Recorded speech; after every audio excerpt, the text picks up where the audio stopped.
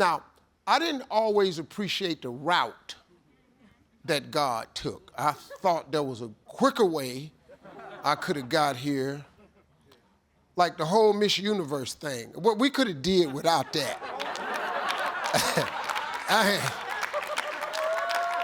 But I'm gonna tell you the story behind that. You know, I had been praying to God in 2015 to increase my global brand and persona. I wanted to go global. I wanted to get out of the United States. I wanted to become global. And that was my prayer. I became the biggest idiot ever in the history of television. But guess what happened? 48 hours later, I was the most Googled person in 10 years. Steve Harvey's name had been Googled 4 billion impressions, 4 billion in 48 hours. I was the most globally famous person on planet Earth. I did not like the route. I thought God was very unfair. But he gave me what I asked for. It was just the route that he took me. I did not understand it.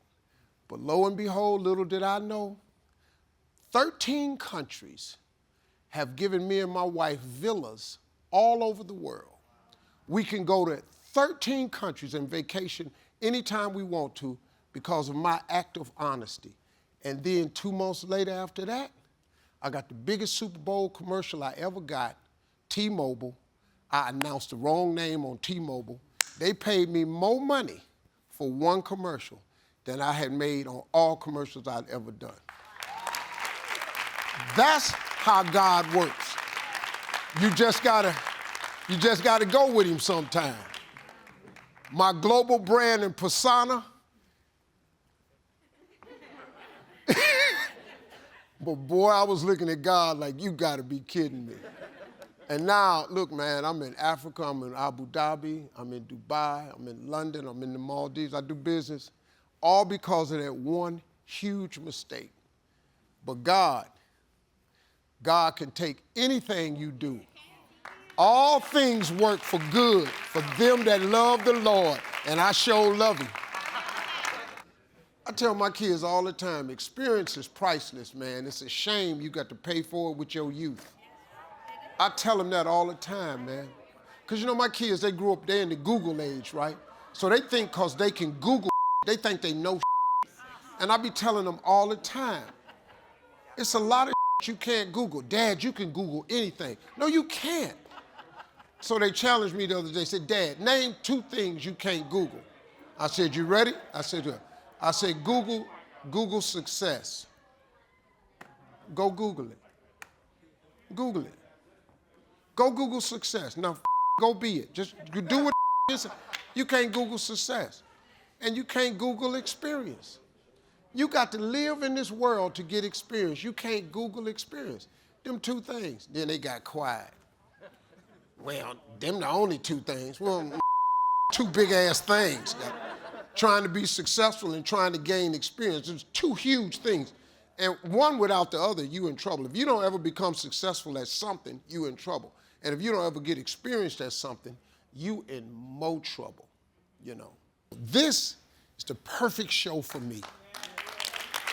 I get to meet people like this.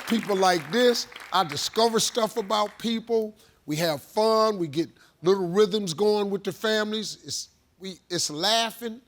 Everybody at home can play along. Your answers at the house as good as their answers up here. That's what makes the game fun. Whenever I get in a dark place, and I get into myself, I'm human, you know, I'm not Superman. It's hard. Life is very hard.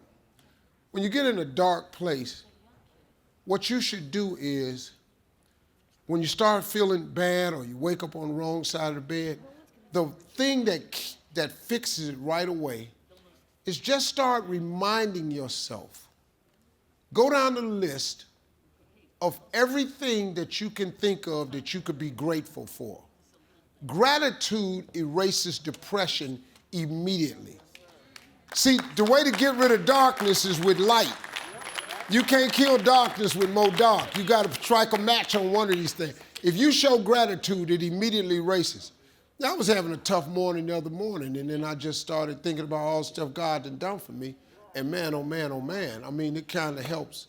It don't kind of help, it eradicates. Because you have to remember something, man. Joy and depression cannot reside in the same space. You can't be depressed and full of joy at the same time. Gratitude produces joy inside of you. And everybody has it, because I don't care who you are and what you're going through or what you got something to be grateful for. There's not a person in here that ain't got nothing they can't be grateful for. Hell, you here. How about let's just start there? How about you walked in here? How about you got a mask on? You ain't got corona. You survived the pandemic last year. You here. I mean, man, it's so much. Your gift is the thing that you do the absolute best with the least amount of effort. For me, it was comedy. So once you identify it, then that's the beginning of it. But there's a lot of work to do even after you identify your gift. You know, you can believe you're something all you want, but if you don't work towards it, you're just sitting there, it's gonna be empty. And so that takes me to page 159 in my book, chapter 12. It was called Tale of the Tape. Now this goes back, so I used to do a little boxing a while back, and the Tale of the Tape was interesting because it was an analysis of each boxer's physical stats. That's, again, about assessing strengths and weaknesses. And in the book is what we all need to do on our path to success. We need to make a tale of tape of ourselves. You gotta have an honest assessment of who you are. You gotta determine your strengths and weaknesses. You can't give your best if you don't know what your best is. You also need some outside perspective. If you listen to people that's close to you, that have your best interests outside, you can use these outside observers to gain knowledge to assess yourself. And when you reach out to get these outside opinions, be open, keep your emotions in check. But you can't say that, but just keep your emotions in check. Now, from there, you're gonna have a good feel about what your strengths and weaknesses are, and you can work on them to build them. You talk about managing your strengths. I know one of my weak points in my personal life is I don't like technical stuff. So even though I have to be on Twitter and Instagram and Facebook, I don't care for that. So guess what? I find somebody who loves to do that. You know, I find somebody who has a strength where I have a weakness, and I partner with them. All you're trying to do is get to the goal. No one gets there by themselves. Everybody needs help. Now, when you know what you got going for you, be confident, not cocky. Managing your strengths, knowing what they are, and don't let nobody talk you out of it. And that gets you fight ready. When you get fight ready like that, you got to know you. Helps you develop your skills. All the while, you're developing your strength. You just got to keep developing the strength. Don't let anybody talk you up. At the same time, you must work on improving your weaknesses. So I've had to, in spite of myself, get on Instagram, get on Twitter, get on Facebook. I got to do the videos whether I want to or not, because the world is moving to social media. If I had as many followers as Kim Kardashian, I probably wouldn't even have to do this TV show. Also, one last thing, everybody. After you improve your weaknesses, protect your vulnerabilities. Stop telling people what's wrong with you, because some people will take that information and use it to their advantage. Don't tell them.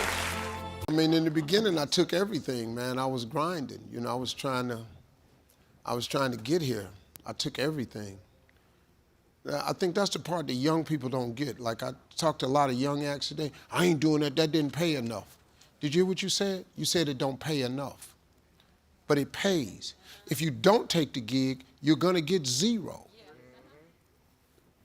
Well, no. I want this, and they only pay. I said, how much did you want? I wanted $5,000 for the night. How much they offer? $3,500. Yo, dog. What else do you have that you can get somebody to give you $3,500 for the night?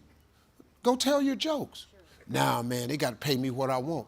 But see, now you're not honing your craft, and you're not making money. He said, would you have took it for $3,500? I said, yeah. He said, would you take it for $3,500 now? I said, no. But why you won't take it now, but you want me to take it? You don't have what I have. Well, what are we talking about? Just inch by inch, anything's a cinch. You got to take steps, man. It's hard to get young people to understand that. I want what you got now. You can't have what I got now.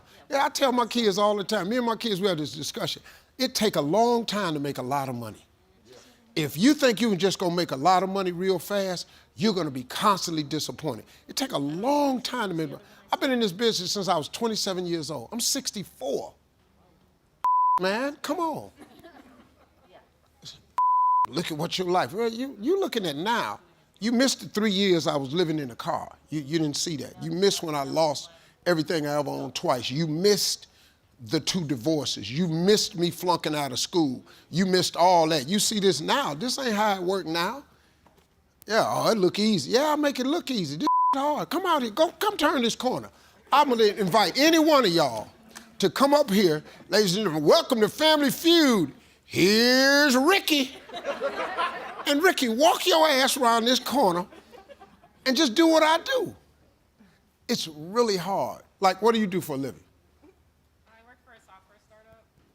Software startup. See, if I went to her job, I'm a failure.